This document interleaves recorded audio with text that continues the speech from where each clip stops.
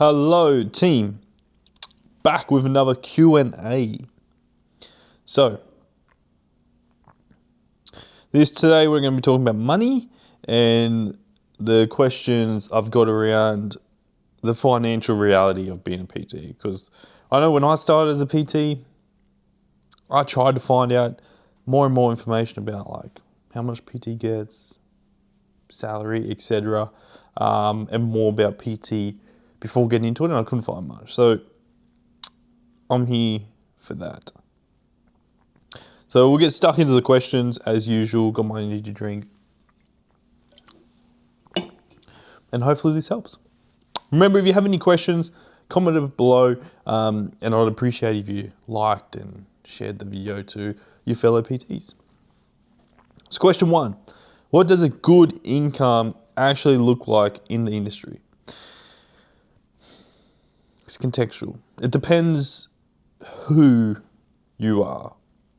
If you want, the ceiling's going to be, if we're talking face-to-face, around 200K a year. So without putting any sort of processes in place to scale or optimize or hire staff or bring other people on, the ceiling's going to be 200K because it's a service-based role. So you're trading time for money. I would say a good income in the industry for most people are going to be around 80 to 100K.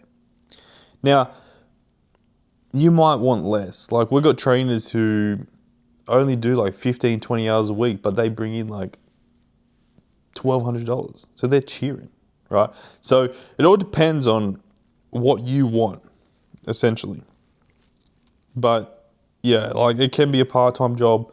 It can be like a really high-paying job if you want it to be. Question 2, how should a PT think about pricing when they are just starting out? Start low so you can build your craft. And you don't want your price to be an objection to sign up, especially in those first your first few clients. So I would start, just as a benchmark, $50 to $60 for a 30-minute session, 80 to 90 for a 45-minute session. And then as you build experience, like that's cheap. As you build experience, every 5 clients, bump up the price $5. And go from there. Incentivize more sessions. That helps. You can even incentivize packs, but I prefer run on a DD because then you could sell PT once and have that money conversation, and then you can just focus on the goal. Whereas a pack, you need to do it over and over again. What are the biggest financial mistakes trainers make? Big one is you need to put your taxes away if you're self-employed, and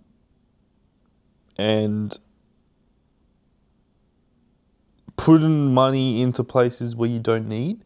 So initially, if you're starting as a PT, in your first 6 months and you go run a Facebook ad, you're just throwing money away. That's a whole new skill set you have to learn. And if you're just boosting an Instagram post, that ain't doing anything. All right. So you're better off putting that money into investing in yourself in greater skills, software, automation, websites, etc., to build your product brand, than lead gen strategies like that. Because in your first 6 months, you're better off just walking the floor, go on the gym floor, go on speaking to businesses, other things that cost $0. Should I be tracking my business like a business from day one? Absolutely. It is a business. So track how many people you spoke to, how many conversions, how many free sessions you did, how many texts, emails, calls you made, etc. You should be tracking everything.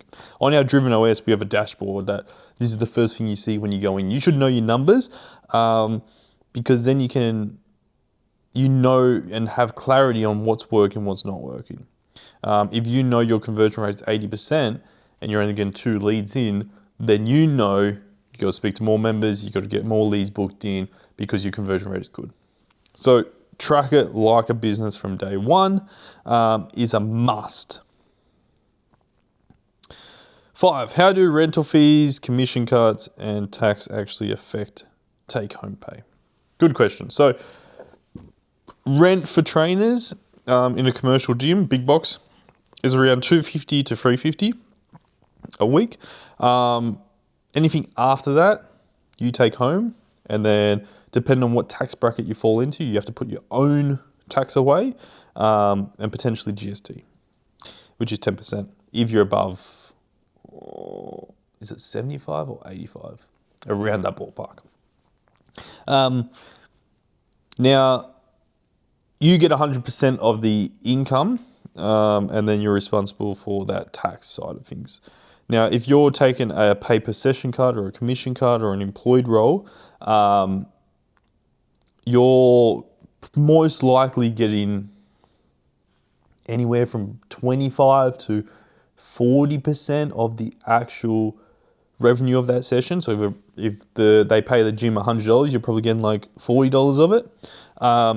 And then that's taxed. So like any other job, that would be taxed by the employer, and then you'd be paid your net from that. 6, when does it make sense to raise your rates? So are based off supply and demand. As your books fill up, increase your rate. If you're filled, increase your rate by $10. All right. And then if you lose clients, you'll bring clients on a new rate. That's how I will tell clients in our network, tell PTs in our network to price and rise your prices, is as supply and demand happens, increase your prices because you're only going to get better. So even little amounts like $5. And then every year you need to make sure you bump your price up like a couple of dollars at least, just to keep with the CPI increases. Otherwise, I've seen trainers in like 3 years, 4 years haven't increased their prices and they're earning less than they did year on year because of cost of living.